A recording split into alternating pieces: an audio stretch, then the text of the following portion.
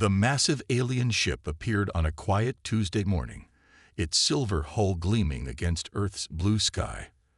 Unlike the chaos depicted in movies, the world responded with surprising calm. Perhaps it was because the ship made no aggressive moves, or maybe because it had announced its arrival 3 days earlier through a simple radio message in perfect English.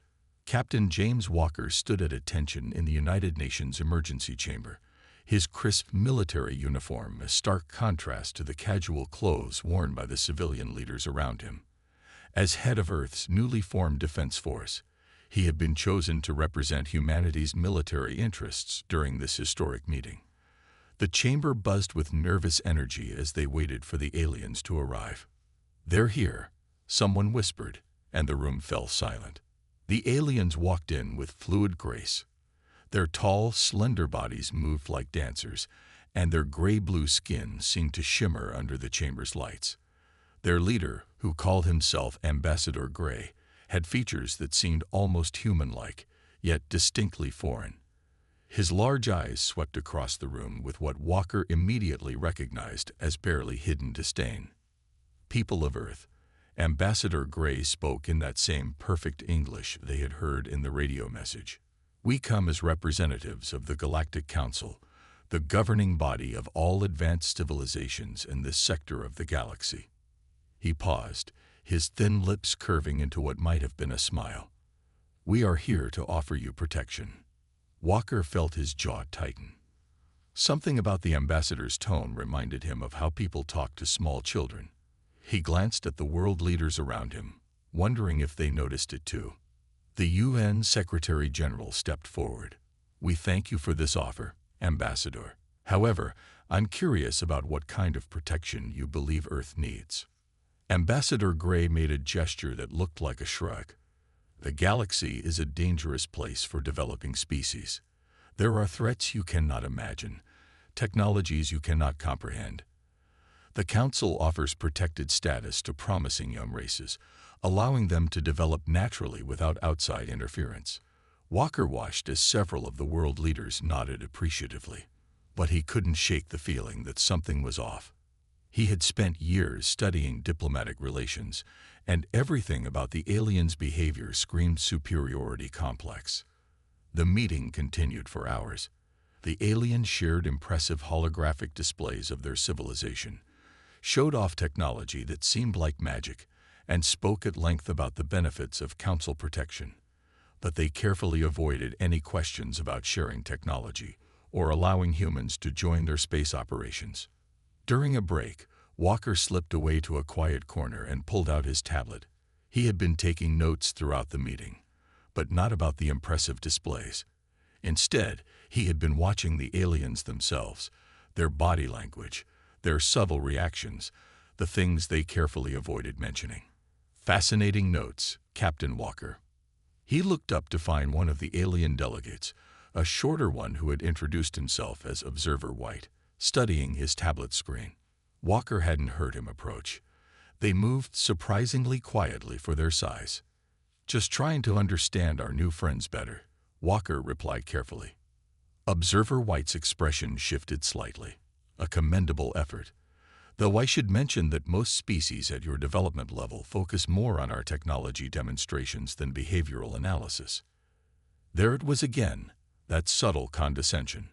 Walker smiled politely. "Humans have always been curious about different perspectives. It's kind of our thing." The alien made a sound that might have been a laugh. "Indeed. Well, I look forward to studying your species' development over the coming centuries. The Council has high hopes that you might achieve basic interplanetary travel within the next 1,000 years or so." Walker kept his face neutral, fighting back the urge to mention that humans had already walked on their moon over a century ago and had robots on Mars. The aliens knew this. It was in the briefing packets they had reviewed. They were choosing to ignore it. After the aliens left that evening, Walker requested an urgent meeting with the Security Council.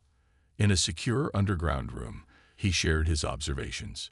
"They're not here to protect us," he explained, pacing in front of the assembled leaders. "They're here to contain us. Did you notice how they never once asked about our space program, or how they dismissed questions about current human technology. "What are you suggesting, Captain?" asked the British representative. "I'm suggesting that these aliens, this galactic council, they see us as primitives, maybe even as pets to be kept in a nice, safe enclosure." Walker pulled up his notes on the main screen. "They spoke about protection, but they never defined what they're protecting us from. They showed us advanced technology, but carefully avoided any details about how it works. They're not here to help us join the galactic community. They're here to make sure we stay exactly where we are." The room fell silent as the implications sank in. Finally, the Chinese representative spoke up. "If what you say is true, what can we do? We can hardly refuse their protection without appearing hostile." Walker nodded. "Exactly. We accept their offer, thank them profusely, play the role of the grateful primitive species." A small smile crossed his face. "And meanwhile, we prepare. They've shown us what's possible. Faster than light travel, energy shields, gravity manipulation. We might not know how their technology works yet, but we know it's possible. And if there's one thing humans are good at, it's figuring things out." Over the next few weeks, as the aliens established their protective presence in Earth's orbit, Walker quietly put together a team. The best engineers, physicists, and analysts from every nation, working in secret facilities deep underground. Their mission was simple: learn everything possible about their new alien protectors, while appearing to be nothing more than grateful primitives. The aliens made it easy. They were so convinced of their superiority that they barely bothered to hide their technology. Their ships regularly entered atmosphere using predictable patterns. Their communication frequencies were consistent and observable, and their crew members often spoke freely around humans, assuming they couldn't possibly understand the complexity of their technology. 1 month after first contact, Walker stood in a hidden facility beneath the Rocky Mountains, looking at the first detailed scans of the alien ship's propulsion systems. Next to him, Dr. Mary Thompson, a brilliant engineer who had reverse-engineered part of their shield technology, was practically bouncing with excitement. "They think we're primitive because we approach problems differently," she explained, pointing to her calculations. "Their technology is incredibly advanced, but it's also rigid. They found one way to do things and stuck with it. But humans," she grinned, "we're messy. We try everything, combine different approaches, break all the rules. And sometimes that leads to better solutions." Walker looked at the teams of scientists and engineers working around them, all driven by the same mixture of determination and indignation. The aliens thought humans would need centuries to reach the stars. They were about to learn a very important lesson about underestimating humanity. In his office later that night, Walker wrote in his personal log, "First contact was not what we expected. We thought we'd meet friends, teachers, or even conquerors. Instead, we met bureaucrats who see us as primitive curiosities to be cataloged and contained. They believe they're protecting us, keeping us safe in our little corner of the galaxy until we're ready. They don't realize that humanity has never waited for anyone's permission to grow, to explore, to reach for the stars. They think they're containing us. They've just shown us what's possible, given us a goal to work toward. And if there's one thing humans do well, it's exceeding expectations. The galaxy thinks we're primitives. Fine. Let them think that. When we're ready to show them who we really are, their surprise will be all the sweeter." The alien assessment team arrived 6 months after first contact. Their ship was smaller than the diplomatic vessel, but covered in what looked like scientific equipment. Lead researcher Blue, a tall alien with deep azure skin, led a team of 12 specialists who claimed they were there to catalog Earth's development level. Mary Thompson watched from her lab's hidden observation window as 2 of the aliens set up their scanning equipment in the nearby city. She smiled to herself, knowing that beneath the regular streets and buildings, her team's real work continued in underground facilities. The aliens above were scanning empty labs filled with outdated equipment, a carefully crafted display of primitive technology. They're scanning for energy signatures, Mary's assistant whispered, monitoring their instruments. "Looking for anything beyond our supposed technological level, and finding exactly what they expect to find," Mary replied, glancing at her tablet. The real labs, shielded by reverse-engineered alien technology, remained invisible. It had taken 3 months of work to crack the basics of their scanning technology, but humans had always been good at figuring out how to hide from superior forces. In the main alien research vessel, lead researcher Blue compiled his initial reports.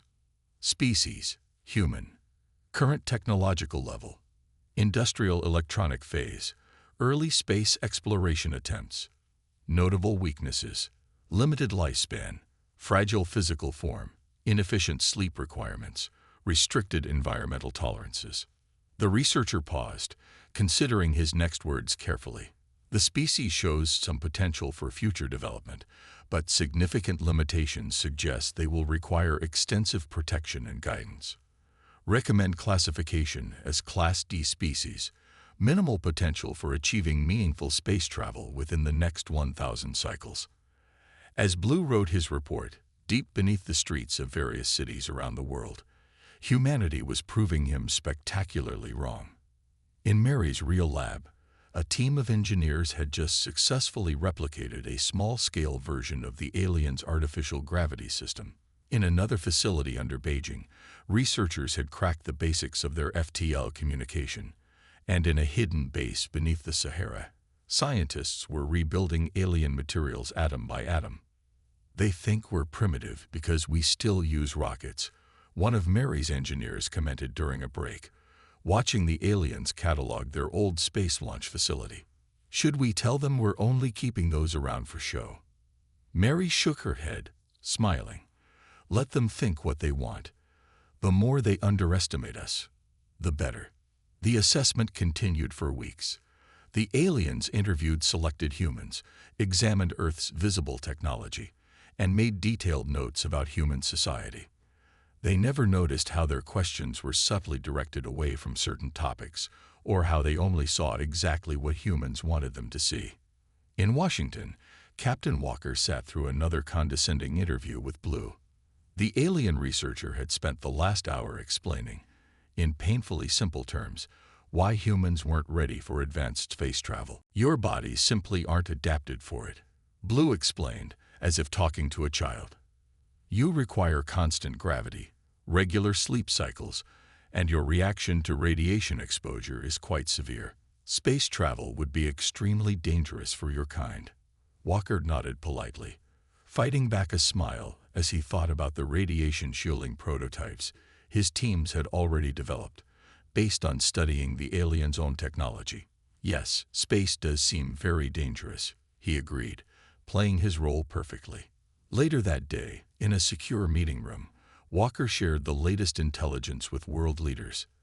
"They've classified us as Class D," he explained, displaying Blue's leaked report. "According to their scale, that puts us roughly on par with pre-industrial civilizations on other worlds." "How badly are they underestimating us?" the Indian representative asked. Walker's smile was grim. "Significantly. Mary's team has already reverse-engineered most of their basic systems. The Chinese facility has cracked their FTL communications. The European team has figured out their shield technology.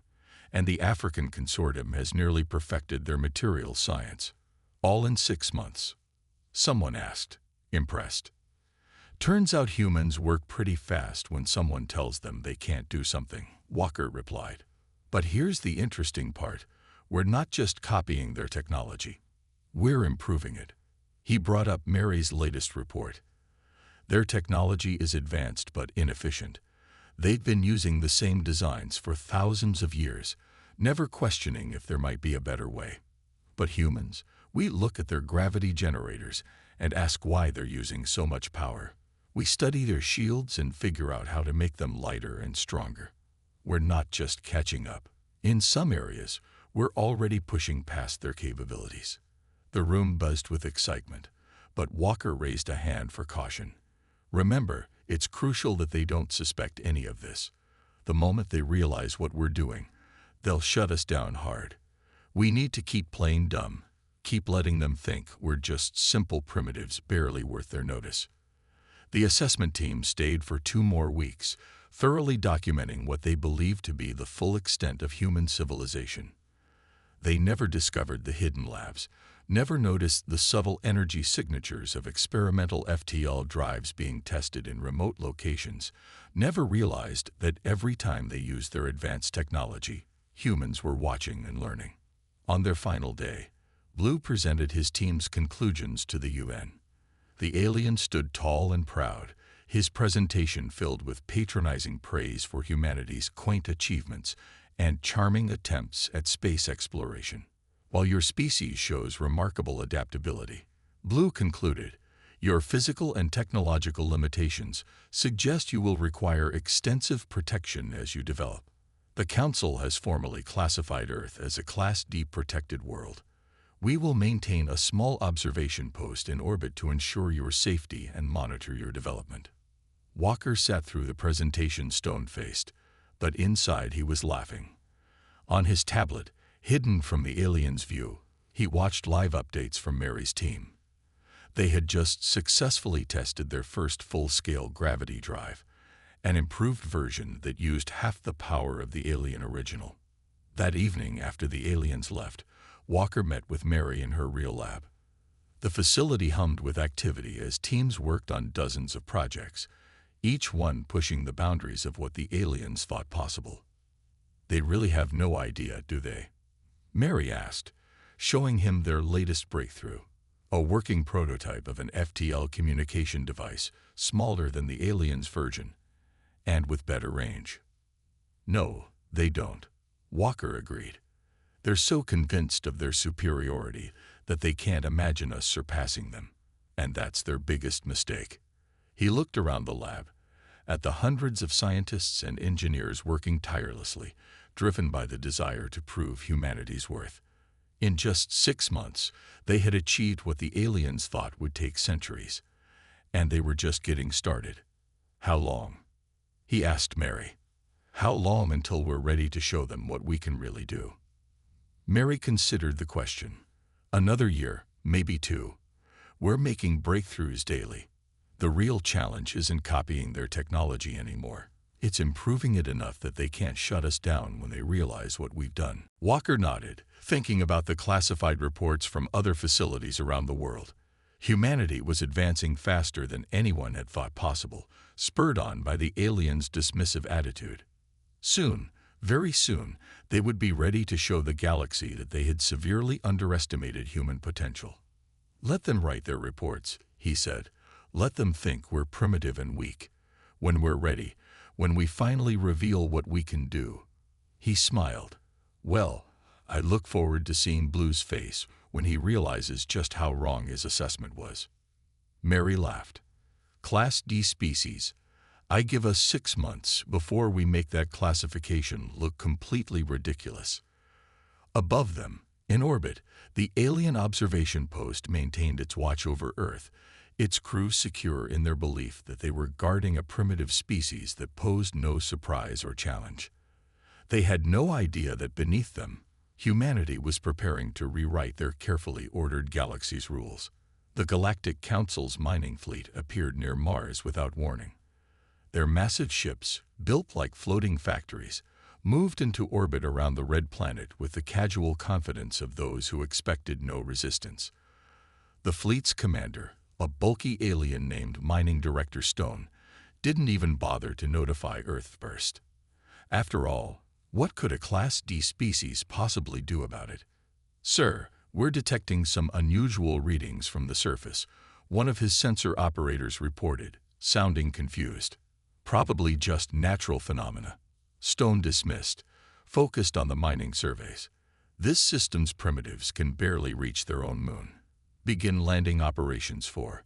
A bright light from Mars's surface cut him off. As the alien fleet watched in shock, a sleek ship rose from behind Olympus Mons, its hull gleaming with technology that no Class D species should possess. It was followed by another and another, until a dozen ships hovered in formation, facing the mining fleet. This is Commander David Ross of the Mars Defense Force. A calm human voice transmitted on all frequencies. You are attempting to enter a restricted human settlement zone. Please withdraw immediately. In his command center on Mars Base 1, Ross watched the alien fleet's reaction through advanced sensors that humanity had developed by improving on Galactic Council technology.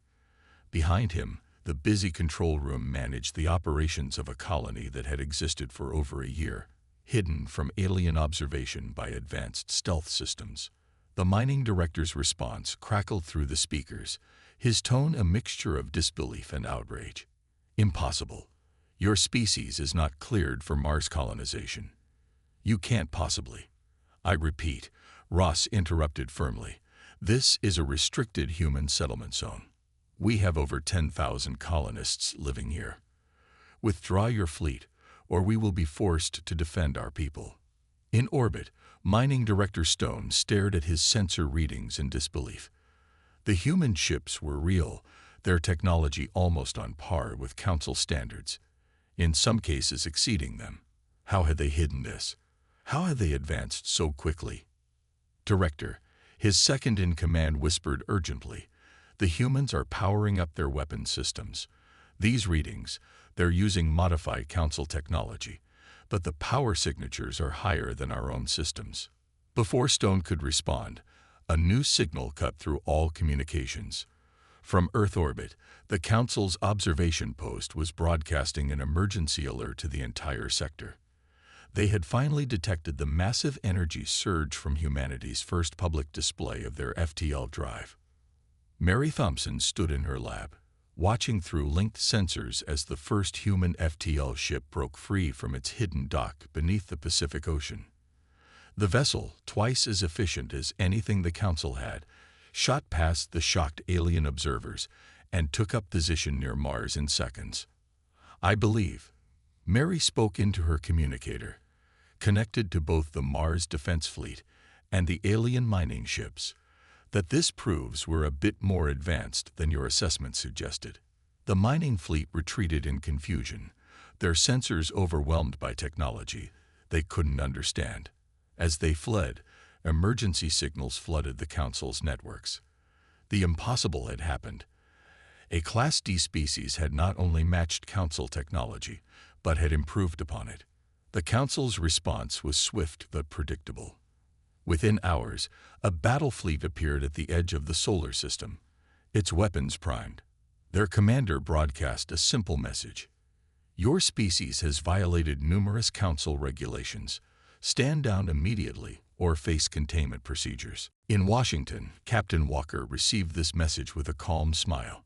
Now we see if our improvements work, as well in combat as they do in tests. He said to the assembled world leaders, Are we ready? The Chinese president nodded. Our Asian defense fleet is in position. The Russian president added, European and African squadrons are armed and waiting. From screens around the room, other leaders confirmed their forces were prepared. Humanity had expected this reaction. They had spent months preparing for it, building ships and weapons that took Council technology in directions the aliens had never imagined. Every human vessel carried innovations that made their alien counterparts look outdated. The battle was brief but decisive. The Council ships fired their weapons, expecting to easily overwhelm the upstart primitives. Instead, their attacks splashed harmlessly against shields that were generations ahead of their own. The human ships responded with precision strikes that disabled rather than destroy their opponents. We don't want to kill anyone, Walker had insisted during the planning sessions. We just need to show them they can't bully us anymore. As the Council fleet drifted powerless in space, their systems shut down by targeted electromagnetic pulses they hadn't known were possible. Humanity revealed more surprises. Ships appeared from hidden bases on Venus, cloaked stations around Jupiter, and facilities deep in the asteroid belt. The solar system hadn't just been humanity's cradle, it had become their fortress. In the aftermath, as stunned Council representatives were brought to Earth for emergency negotiations, Mary Thompson led them on a tour of her now revealed facility. She took particular pleasure in explaining to a speechless researcher Blue how humans had taken council technology and improved it. You see, she explained, pointing to their upgraded gravity drive. You'd been using the same design for so long, you never thought to question if it could be better. Humans, we question everything. We take things apart, put them back together differently, combine technologies in ways you never considered. You thought our primitive approach was a weakness, but it turned out to be our greatest strength. The council representatives struggled to understand how their carefully ordered galaxy had been turned upside down in less than 2 years. They had dismissed humans as primitives, only to find them wielding technology that in some ways surpassed their own. But the assessment, Blue kept repeating, looking through his notes in confusion. All the data showed you were centuries away from this level of advancement. The data showed what we wanted it to show, Walker explained, joining the tour. You were so certain of our primitive nature that you never looked deeper. You never wondered why we accepted your protection so easily, never questioned why we seemed so interested in your basic technology demonstrations. The Council's response to this revelation would shake the foundations of their society.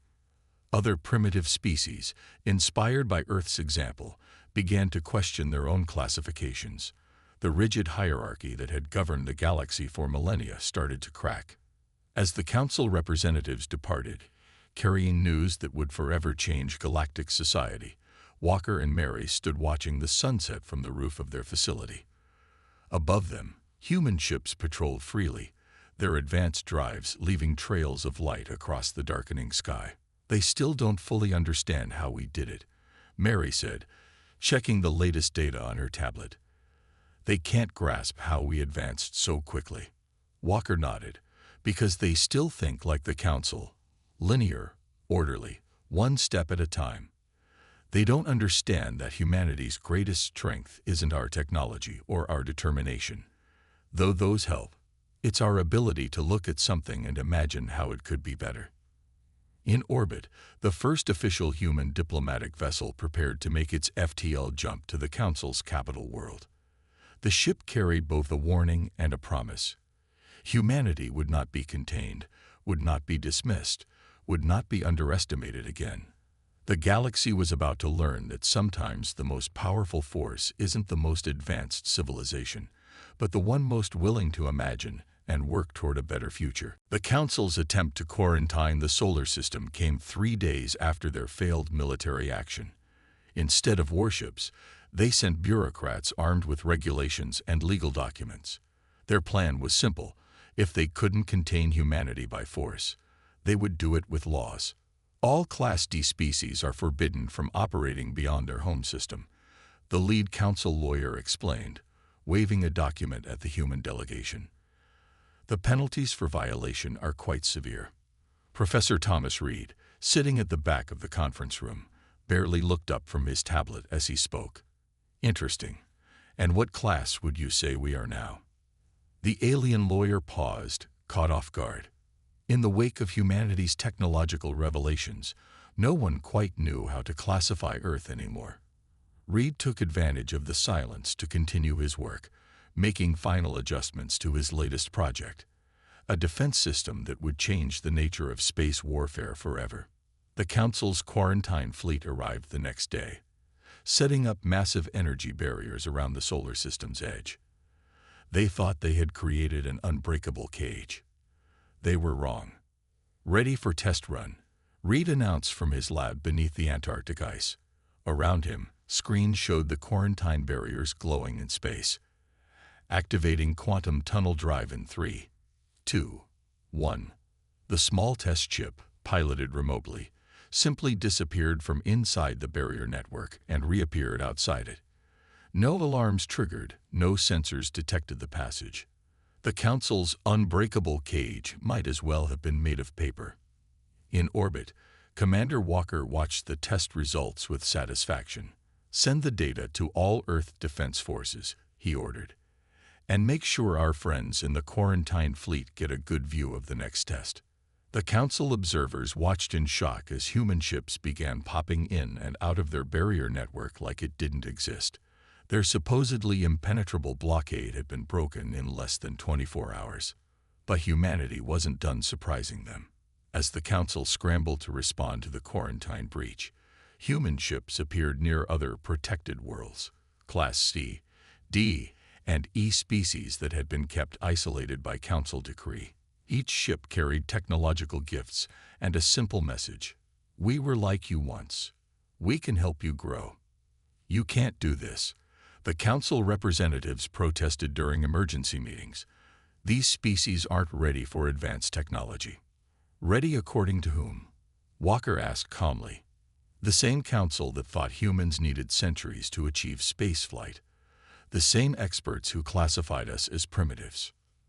The response from the lesser species was overwhelming. Many had long suspected the Council's protection was really imprisonment, but they had lacked the means to resist. Now, with humanity offering help and technology, they found their voice. Reed's lab became a teaching center, hosting scientists and engineers from dozens of worlds. Unlike the Council, humans shared their knowledge freely, teaching others not just how to use technology, but how to improve it. "The Council thinks technology should be given only to those who are ready," Reed explained to a group of eager students from a Class E world. "But they don't understand. It's the drive to improve, to innovate, that makes a species ready. You don't wait until you're perfect to start learning. You learn, and that's how you become better."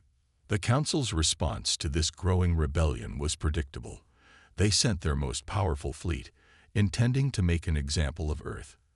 But humanity had anticipated this too. Reed's quantum defense system was ready just in time. As the Council fleet approached, preparing to fire their planet-killing weapons, Reed activated his network of quantum field generators. The massive alien ships suddenly found themselves unable to fire, their energy weapons disrupted by quantum fields they couldn't detect or counter. "The funny thing about quantum mechanics," Reed explained later to the captured Council commanders, "is that it doesn't care how advanced your technology is. If you don't understand the underlying principles, all your power means nothing." The human resistance network grew rapidly. Ships that the Council couldn't track carried technology and knowledge to every corner of the galaxy. Species that had been dismissed as primitive began showing signs of rapid advancement.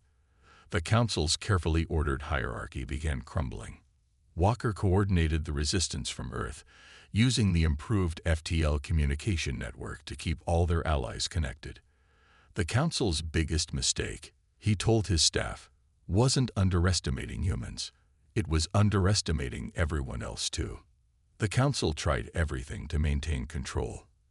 They attempted to bribe human leaders with offers of advanced technology, not realizing humans had already surpassed them in many areas. They threatened economic sanctions, forgetting that their primitive worlds were now trading directly with each other.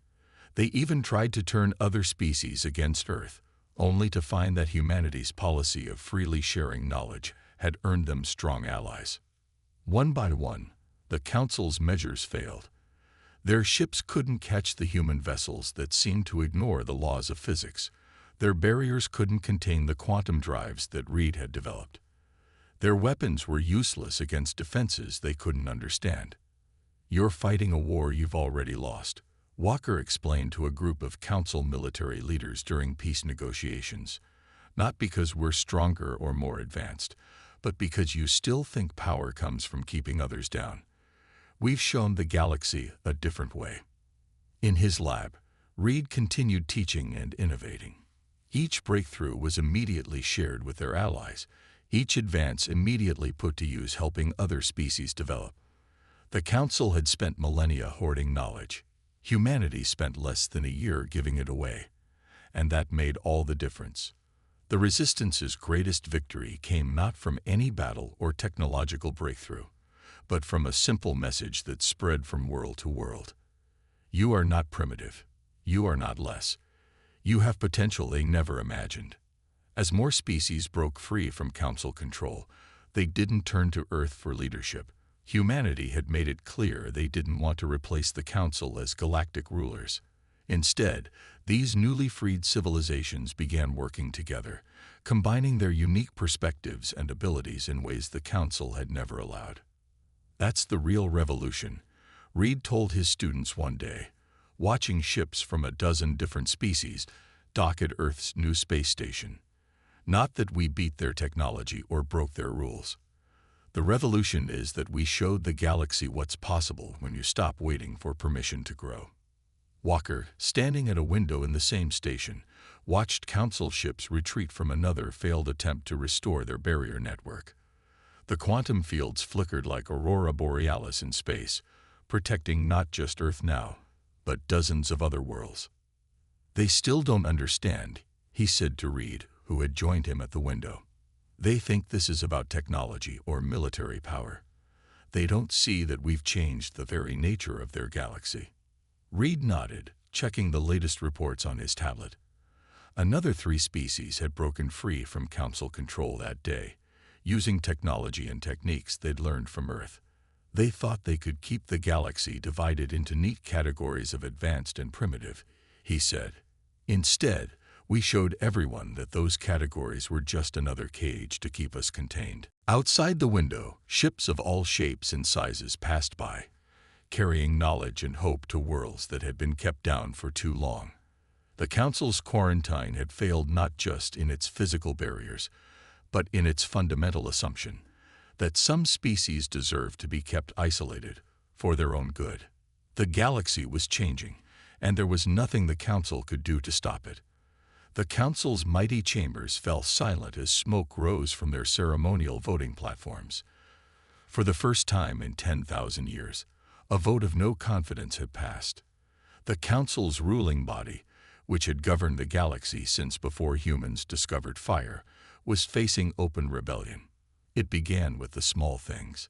A Class E species, using human quantum communication technology, coordinated a mass exodus from their controlled zones. A Class D civilization, armed with Reed's defense systems, forced a Council fleet to retreat. A Class C world declared itself independent, backed by human ships and a growing alliance of freed species. "This is chaos," Senior Council member Purple shouted during an emergency session.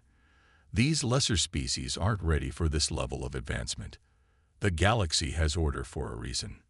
But the galaxy wasn't listening to the Council anymore. The stories spread faster than their ships could travel.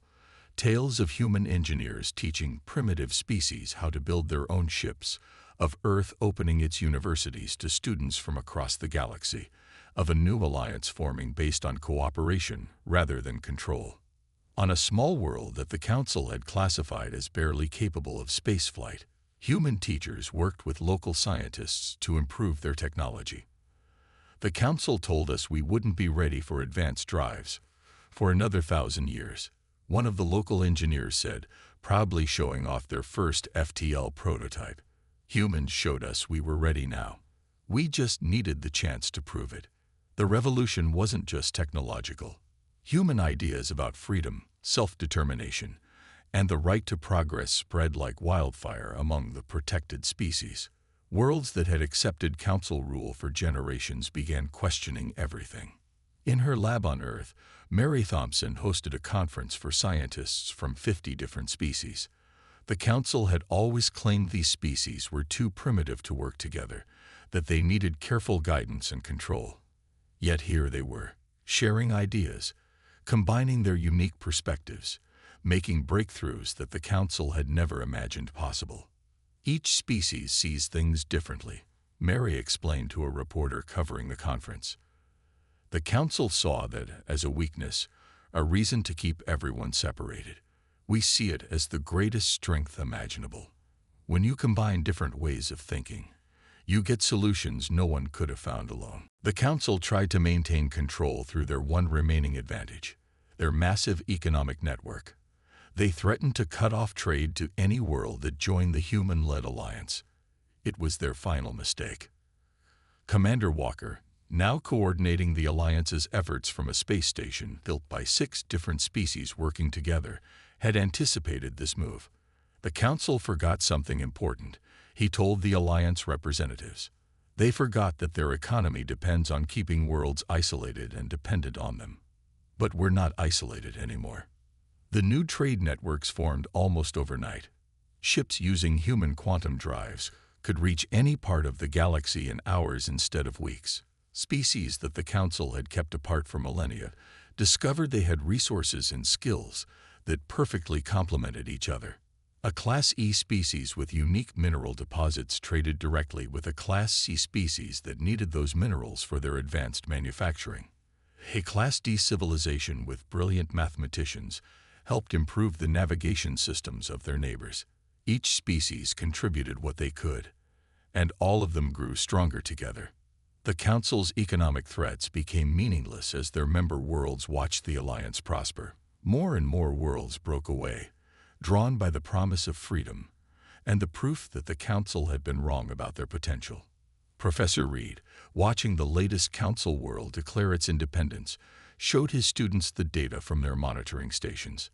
"Look at these advancement curves," he said, pointing to the exponential growth in technological development across Alliance worlds. The Council thought progress had to be slow, controlled, carefully managed. They'd never understood that the greatest limit on advancement was their own system of control. The Alliance grew stronger each day. Ships that would have taken a Class D species centuries to develop under Council rules were now being built in months. Worlds that had been deemed too primitive for advanced medicine were developing cures for diseases that had plagued the galaxy for generations. But it wasn't just about technology anymore. The Alliance worlds began sharing art, music, literature, all the things the Council had dismissed as primitive or unimportant. Cultural exchanges led to new forms of expression that combined different species' traditions and perspectives. That's what the Council never understood about humans. Mary told her alien colleagues during a celebration of the Alliance's first anniversary. "We never wanted to rule the galaxy. We just wanted to show everyone that they could reach for the stars in their own way." The Council's final attempt to restore their power came not through force or economics, but through propaganda. They tried to convince their remaining loyal worlds that the Alliance was bringing chaos to the galaxy, that without their guidance, civilization would collapse. The Alliance's response was simple. They invited representatives from every world to visit Earth and the other Alliance planets. Let them see for themselves what freedom and cooperation could achieve. They saw shipyards where 10 different species worked together, combining their knowledge to build vessels better than anything the Council had.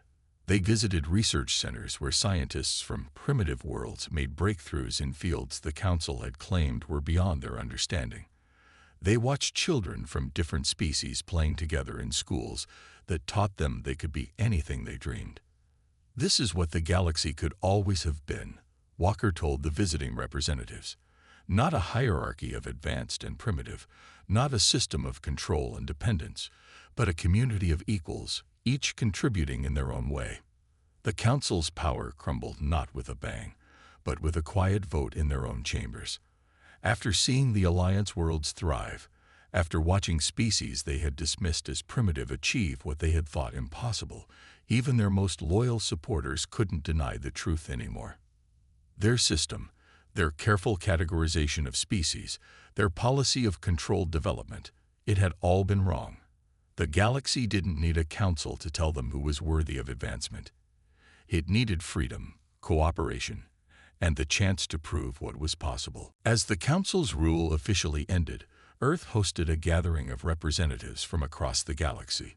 Species that had once been classified as primitive now stood as equals with their former rulers. The old hierarchy was gone, replaced by something new. A galaxy where potential wasn't measured by current advancement, but by the dream of what could be achieved together. "Look at what we've built," Mary said to Walker as they watched ships from 100 worlds dock at Earth's station. "Not an empire, not a new council, but a real alliance. A galaxy where every species has the chance to show what they can do." Walker nodded, remembering how it all began, with aliens who thought humans were primitives barely worth noticing. "They thought they were containing us," he said with a smile. "Instead, they showed us exactly what needed to change." Above them, the stars shone on a galaxy transformed. not by conquest or superior technology, but by the simple, powerful idea that every species deserved the chance to reach for the stars in their own way. 5 years after the Council's fall, Admiral Anna Stone stood on the observation deck of Harmony Station, Earth's newest and largest space facility. Below her, ships from hundreds of different species moved in a complex dance of arrival and departure. Each vessel represented a different civilization that just a few years ago had been deemed too primitive for advanced space travel. "Admiral, the representatives are ready for the 5th anniversary celebration," her assistant reported. The timing was perfect. Earth's sun was just rising over the horizon, bathing the station in golden light. The celebration hall was packed with beings from across the galaxy.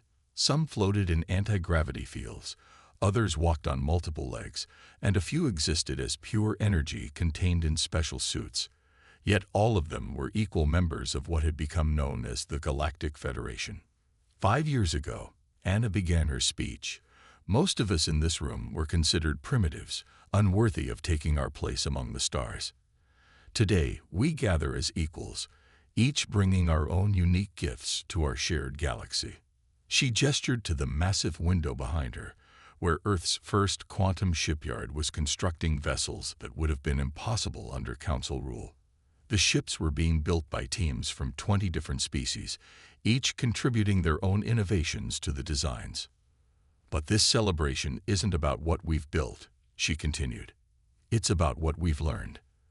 The Council thought advancement meant following their path, their rules, their vision of civilization.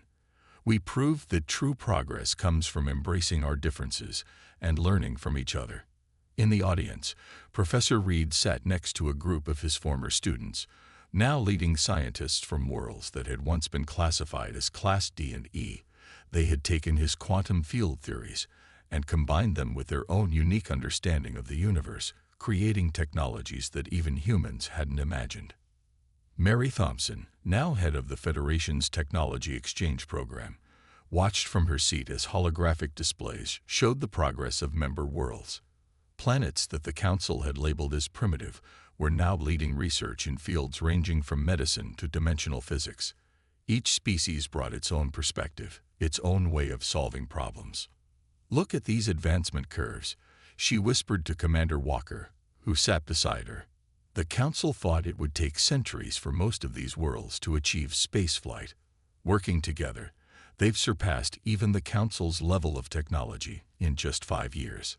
Walker nodded, remembering the days when aliens had dismissed humans as barely worth noticing. Now, Earth had become known not as the most powerful world in the galaxy, but as the world that showed others their own power. The Federation operated differently from the Council in every way. Instead of restricting technology, they shared it freely. Rather than imposing a single path of development, they encouraged each species to find their own way. Where the Council had divided the galaxy into rigid categories, the Federation celebrated diversity. "Our strength," Anna continued her speech, "comes not from control or uniformity, but from our differences. Each member of the Federation brings something unique to our alliance. The Council saw this diversity as chaos.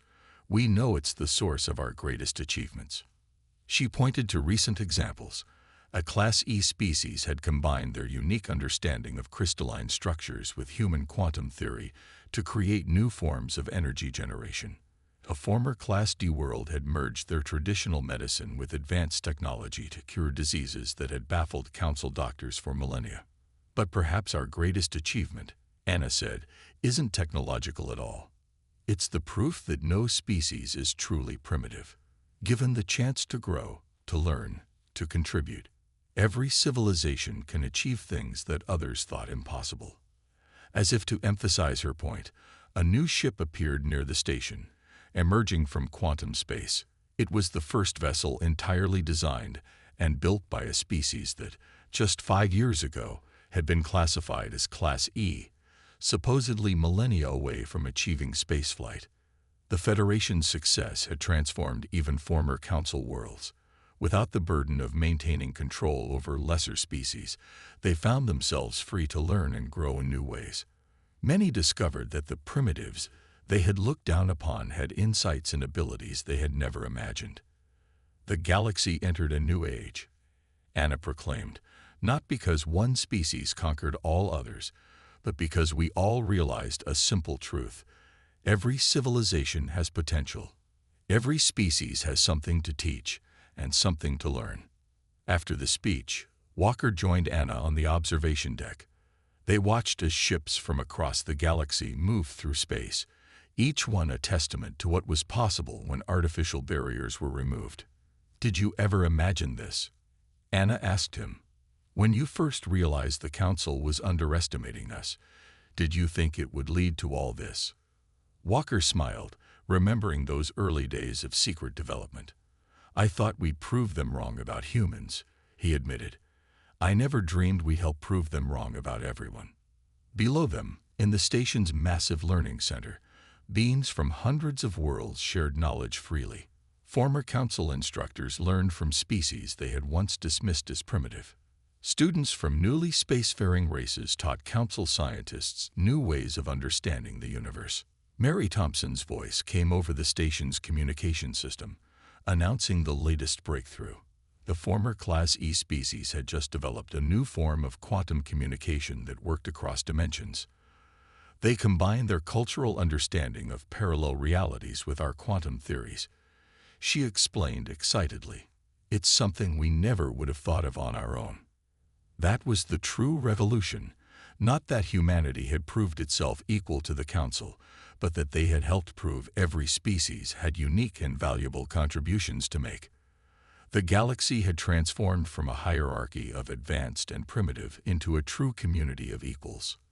The Council's greatest mistake, Anna reflected, wasn't underestimating humans. It was underestimating everyone. They thought they were protecting the galaxy by controlling it. Instead, they were holding back everyone's potential. As the celebration continued, news arrived from across the galaxy. New discoveries, new innovations, new forms of cooperation between species that had once been kept apart. The Federation wasn't just surviving. It was thriving in ways the Council had never imagined possible. "So what's next?" Walker asked, looking out at the endless stars. "We've proven that no species is truly primitive, that everyone has potential. Where do we go from here?" Anna smiled, watching a group of young beings from different species working together on a new ship design. "We keep growing," she said. "We keep learning from each other. And most importantly, we remember the lesson that started all this. Never underestimate anyone's potential." The stars seemed brighter somehow, as if reflecting the combined light of countless civilizations finally free to shine. Humanity had started this revolution not by conquering the galaxy, but by showing everyone, including themselves, that the only true limits were the ones they accepted. The galaxy had been transformed not by force or superior technology, but by a simple idea that had spread from Earth to the farthest stars. Every species had potential.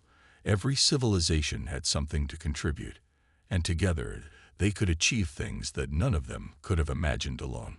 From being underestimated to becoming unstoppable, humanity's greatest achievement wasn't proving their own worth, but helping the entire galaxy prove its worth. And that was just the beginning.